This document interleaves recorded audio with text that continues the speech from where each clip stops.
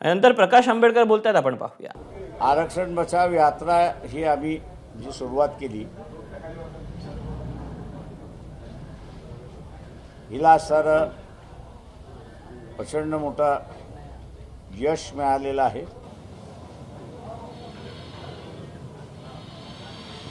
आणि जी काही छगन भुजबळ यांनी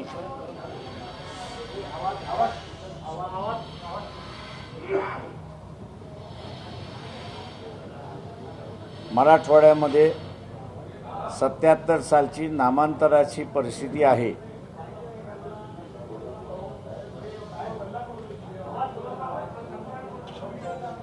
असं जे वक्तव्य झालं आणि त्याच्याचबरोबर NCPचे नेते शरद पवार महाराष्ट्राचा मणिपूर होईल असं जे वक्तव्य केलं,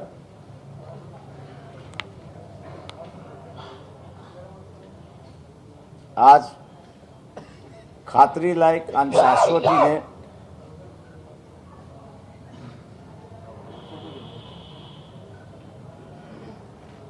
मी हे विधान करू शकतो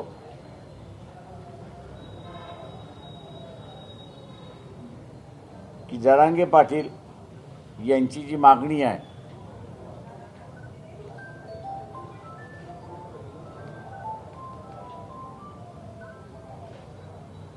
की मराठा समाजाला ओबीसीतून आरक्षण द्या,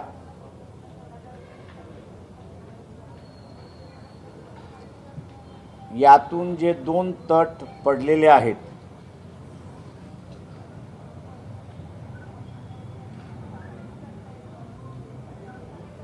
एक मराठा समाजाचा गट आणि दुसरा ओबीसींचा असणारा गट, राजकीय भांडणाचं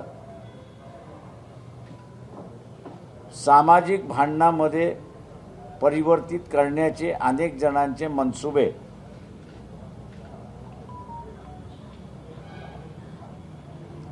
या यात्रेतून उद्ध्वस्त झाले.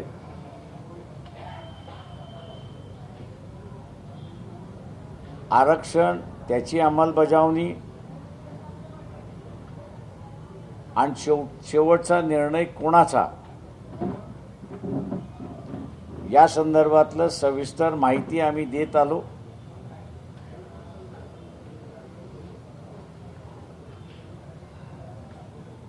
विधानसभेच्या निवडणुकीच्या अगोदर हे जे 2 तट पडलेले आहेत,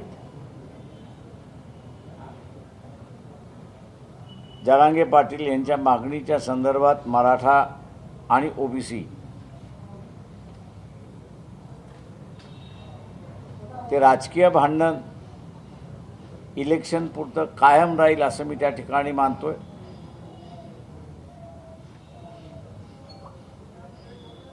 ओबीसी हा मराठा समाजाला मतदान करणार नाही आणि मराठा हा ओबीसीला मतदान करणार नाही.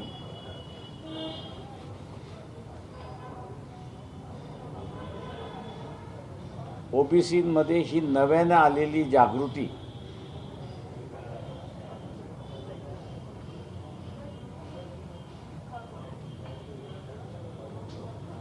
की आपलं आरक्षण जातंय,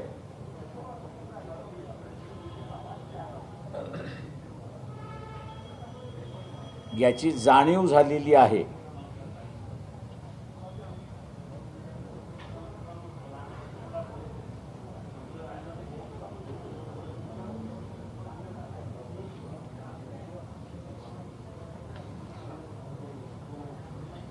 यामुळे 2 तट जरी असलं तरी हे आपलं राजकीय भांडण आहे, या भूमिकेपर्यंत हे यात्रेतून आम्ही असणाऱ्या लोकांना घेऊन आलेलो. ही सगळ्यात मोठी फलस्फूर्ती आम्ही असणारा ही यात्रेची मानतो. जिथे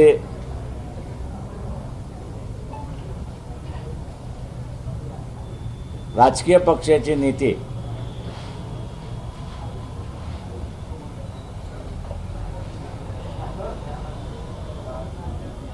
दंगलीच्या उंबरट्यावरती महाराष्ट्र असतानाही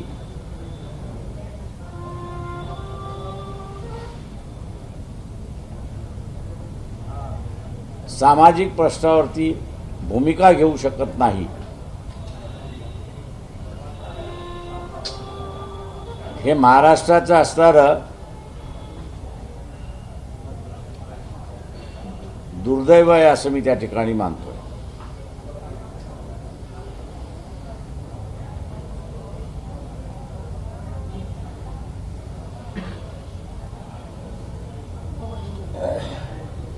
राजकीय लीडरशिप किती कमकुवत आहे हे याच्यातून स्पष्ट होतंय.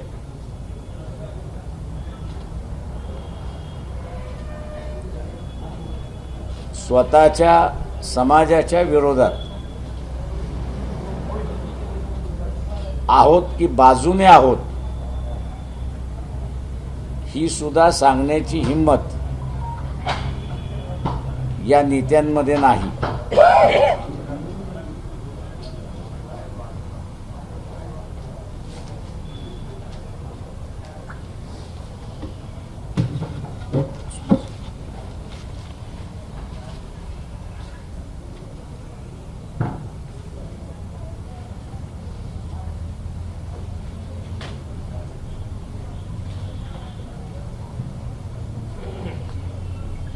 मराठवाड्याकडून विदर्भामध्ये जसं आलो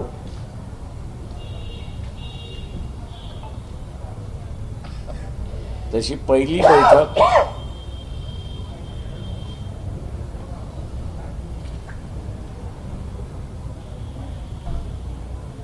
जी ओबीसी बरोबर झाली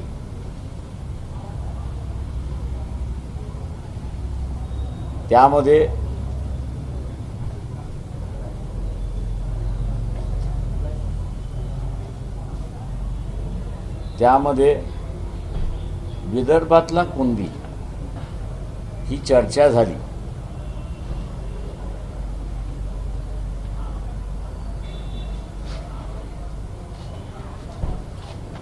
जे प्रतिनिधी उपस्थित होते धनगर समाजाचे, माळी समाजाचे, तेली समाजाचे, बंजारा समाजाचे,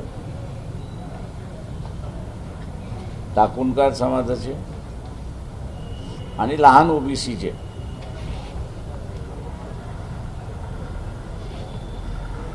यांचा सवाल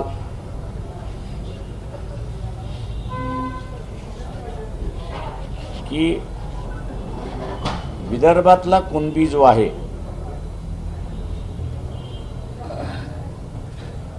तो ओबीसी आहे याच्याबद्दल दुमत नाही, पण आयरणीची वेळ आली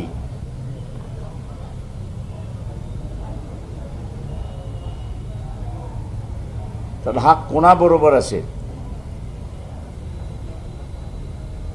आरक्षणासाठी ओबीसी आहे त्यांचं म्हणणं होतं, पण उरलेल्या सर्व इतर गोष्टींमध्ये आमच्याशी बसण्याऐवजी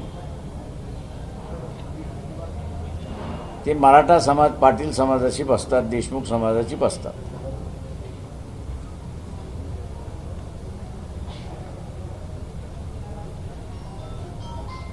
तेव्हा आपण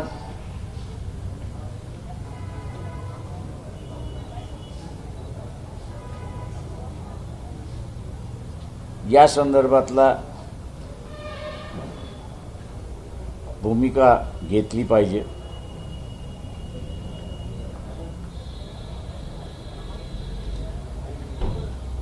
याचं कारण त्यांचं होतं की विधानसभेच्या माध्यमातून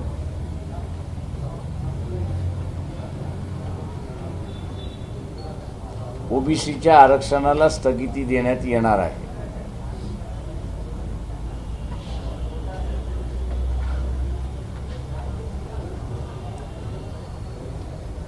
त्यातल्या काही जणांचं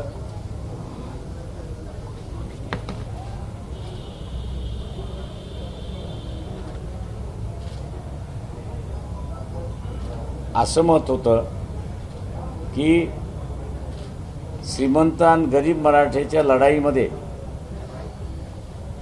ओबीसीच्या आरक्षणाचा बळी दिला जातोय.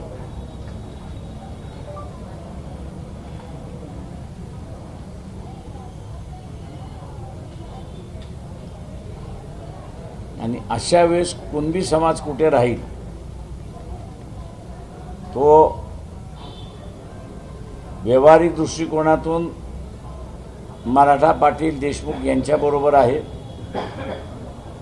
आरक्षणासाठी तो फक्त ओबीसी आहे असं म्हणतो आणि म्हणून ही शंका उपस्थित राहिली अशी परिस्थिती आहे.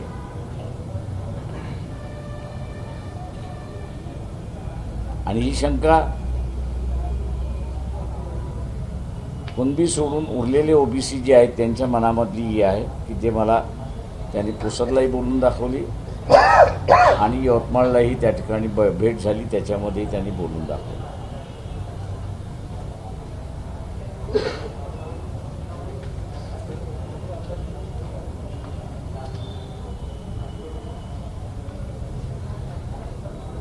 आपण आता विचार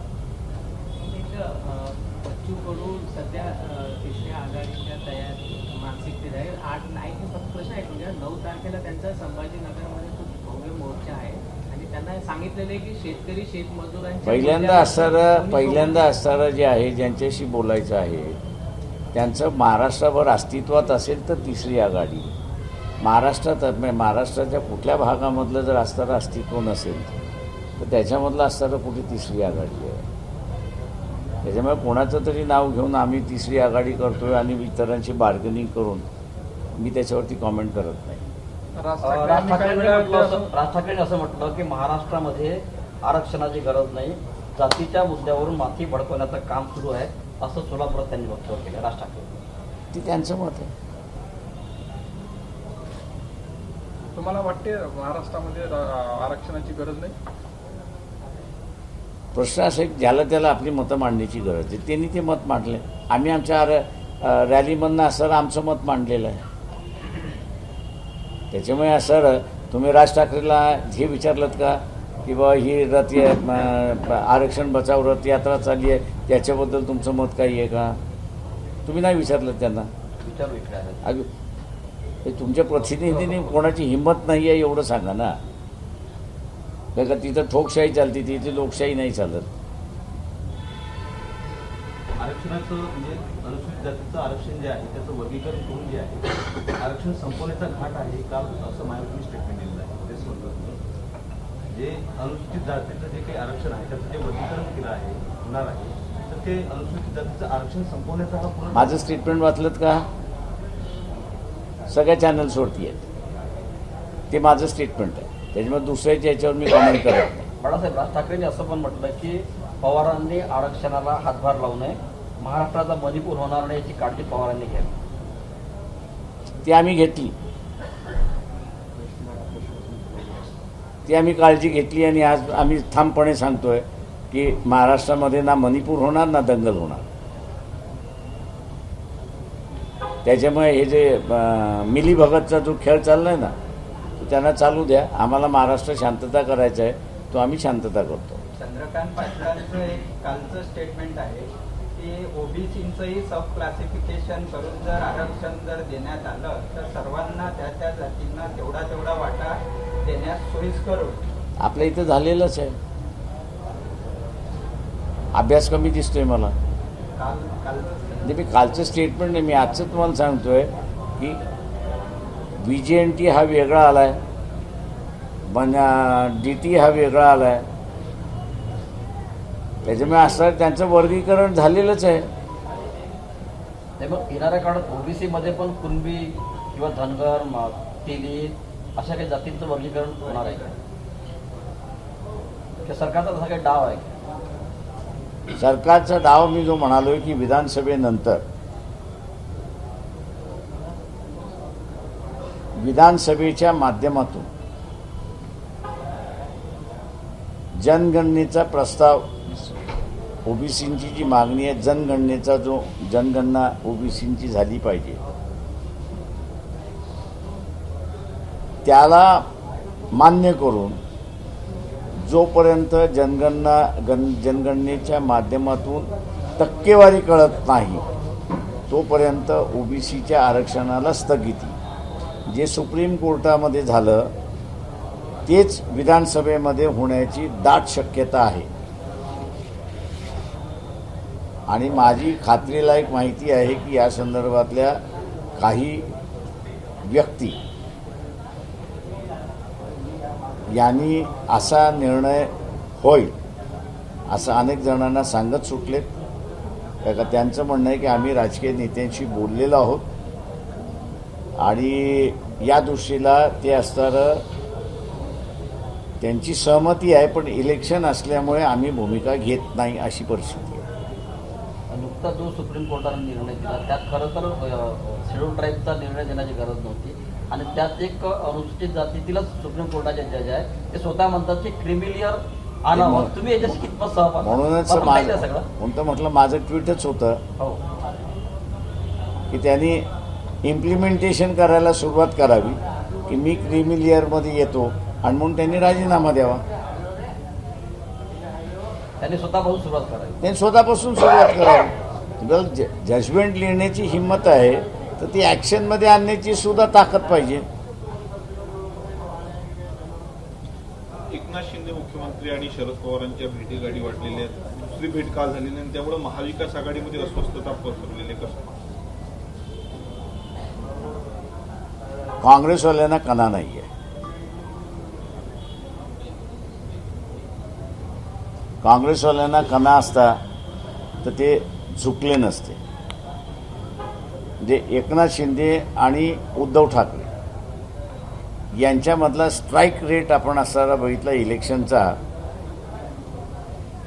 तर डबल आहे एकनाथ शिंदेंचा.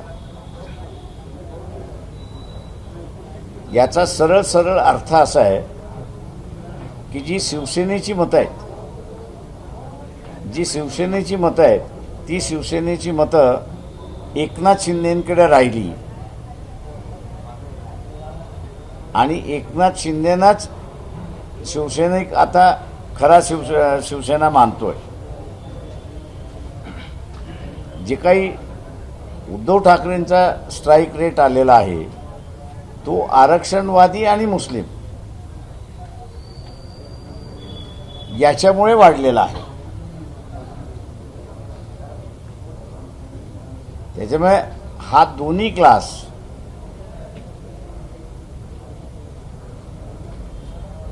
तसा धर्मवादी पक्षांचा मतदार नाही.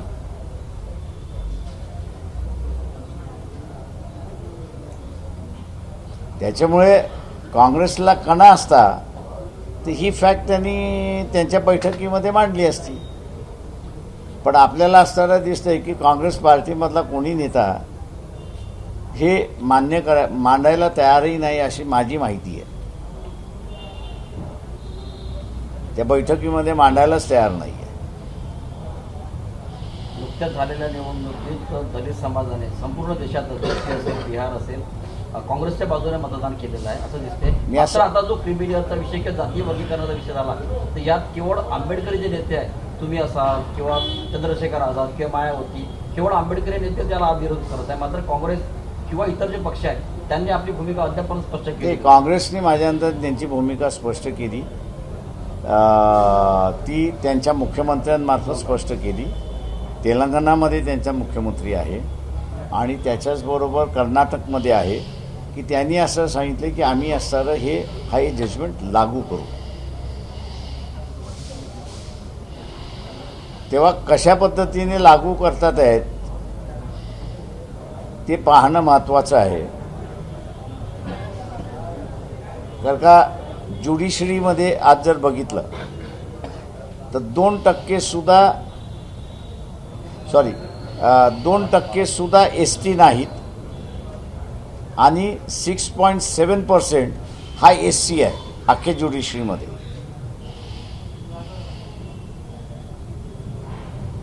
ओबीसी आपण असताना बघितला तर लोअर ज्युडिशरीमध्ये मोठ्या प्रमाणात आहे, पण अप्पर ज्युडिशरीमध्ये तो नाहीच आहे.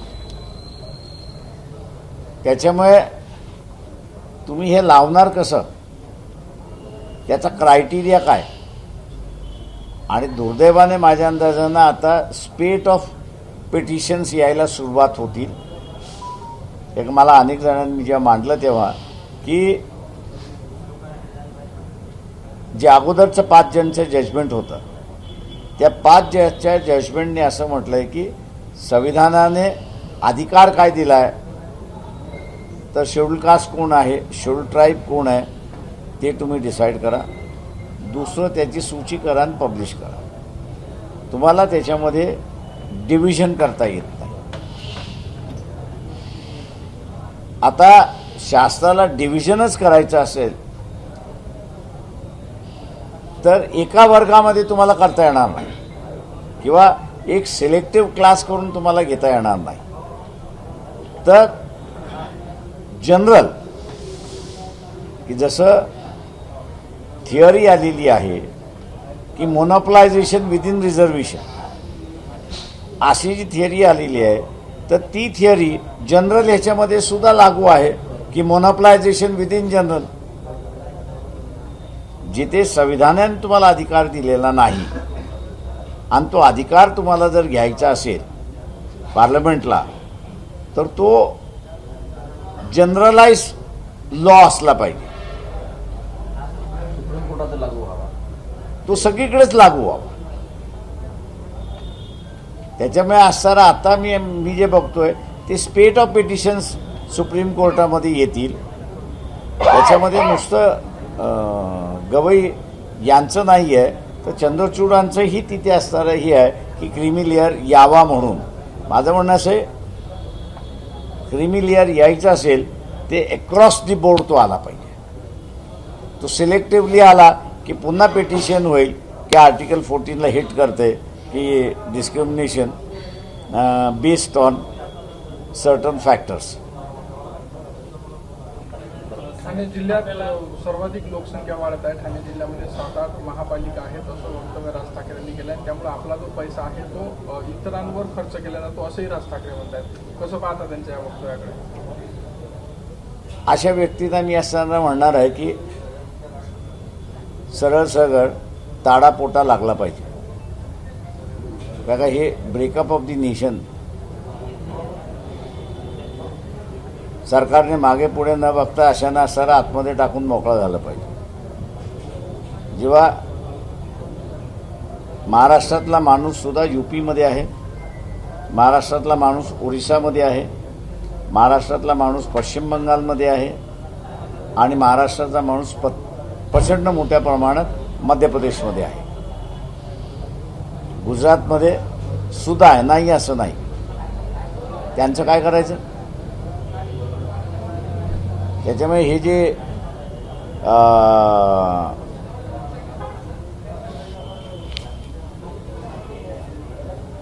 वक्तव्य समाज दुभगण्याची जी वक्तव्य आहेत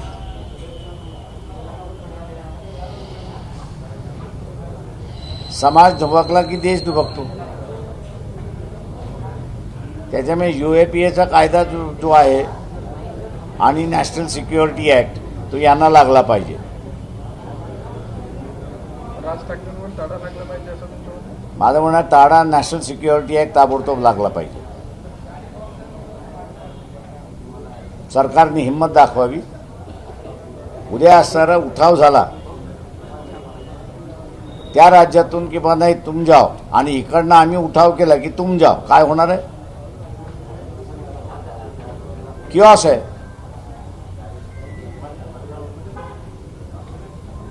नेमका कोणावर लावला पाहिजे? आपण 100 ओबीसीचे खासदार निवडून पाठवणार आहोत. आमदार सॉरी आमदार पाठवायचे असं आपण आवाहन केलं. पण 2024च्या इलेक्शन नंतर असं दिसून आलं आम्हाला की आपण ज्या विधानसभेच्या गोळ्या आहेत आपल्या पक्षाच्या त्या डिझॉल्व्ह केल्या. तर आपण काय मी असणारं म्हटलं ओबीसीना म्हटलंय की तुम्ही 100 आमदार आणण्याची तयारी ठेवा. तो आणि पक्षाच्या बॉडी ह्या दोन वेगवेगळ्या गोष्टी आहेत. सर ओबीसींना आता आपण जे बदलणं आमदारचं म्हणतोय तर जरांगे आपली भूमिका आणि लोकसभेमध्ये जो ओबीसींनी आपल्यापासून जो मतदार दुरावला असं जर आपलं वाटत असेल तर आजची आपली भूमिका ओबीसीविषयी जी आहे की त्या लोकसभेमध्ये जे आपलं मतदान पर्सेंटेज कमी झालं म्हणून आता माझं म्हणणं असं आहे, तुम्ही माझी त्यावेळेची भूमिका समजली नाही आणि तुम्हाला आजचीच भूमिका समजली नाही. मी त्यावेळेस म्हणालो होतो की ओबीसीचं ताट वेगळं असलं पाहिजे आणि मराठ्यांचं ताट वेगळं असलं पाहिजे. त्याच्यावरती शेवटी असं आहे की भेटणं न भेटणं हा वेगळा भाग आहे. जरांगेनं सुद्धा असताना आता तो माझीच भाषा बोलायला लागला की आम्हाला मिळणार नाही आहे म्हणून. त्याच्यात मी बदललेलो नाही, इतर जण बदललेली आहेत. मी माझ्या भूमिकेशी ठाम आहे. त्यात पक्ष आणि आमची भूमिका ही एकच आहे. त्याच्यात कुठलाही बदल झाला नाही. त्याच्यामध्ये बदल फक्त त्याच्यात वाढ एवढी झाली की हे जे 55 लाख ओव्हरनाईट सर्टिफिकेट देण्यात आले, फॉर्म ऑफ कास्ट सर्टिफिकेट, त्याला आम्ही असताना विरोध केलेला आहे. कुणबी जो आहे तो ओबीसीमध्ये आहेच. ज्याला पाहिजे तो अर्ज करेल आणि घेईल. तुम्हाला शोधून काढण्याची गरज काही आहे. शासनाचं ते काम नाही आहे आणि म्हणून आम्ही त्याला विरोध करतो की 55 लाख त्या रद्द करा. अमरावती जिल्ह्यामध्ये जिल्हाध्यक्ष आणि शहराध्यक्ष दोघांनी राजीनामे दिले, याबद्दल ते आम्ही एक्सेप्ट केलेले आहेत आणि मोकळे झालेलो आहोत. लोकसभेच्या निवडणुकीनंतर आपण राज्यभराचे तुम्ही कार्यकारी बरखास्त केली होती पण अद्यापर्यंत तुमची कार्यकारिणी झाली. ज्यांनी माझी कार्यकारिणी नाही बरखास्त केली आहे, तुम्ही चुकीची माहिती आहे तुमच्याकडे. आमच्या कार्यकारिणी कुठचीच बरखास्त झालेली नाही. अमरावती जिल्ह्याची झाली आहे कार्यकारिणी. राज्य कार्यकारिणी वेगळी आणि जिल्हा कार्यकारिणी वेगळी. राजा विधानसभा निवडणुका तोंडावर आलेल्या आहेत. पक्षाच्या वतीनं बूथ बांधणी, कार्यकर्ता बांधणी कुठपर्यंत? हे आमच्या असं ही बांधणी चालली असं म्हणा तुम्ही. यात्रेच्या माध्यमातून यात्रेच्या माध्यमातून बांधणी चाललेली आहे आमची. चलो, थँक्यू. तेव्हा जरांगे यांच्या मागणीमुळे 2 गट पडल्याचं प्रकाश आंबेडकर यांनी म्हटलेलं आहे. एबीपी माझा, उघडा डोळे बघा नीट.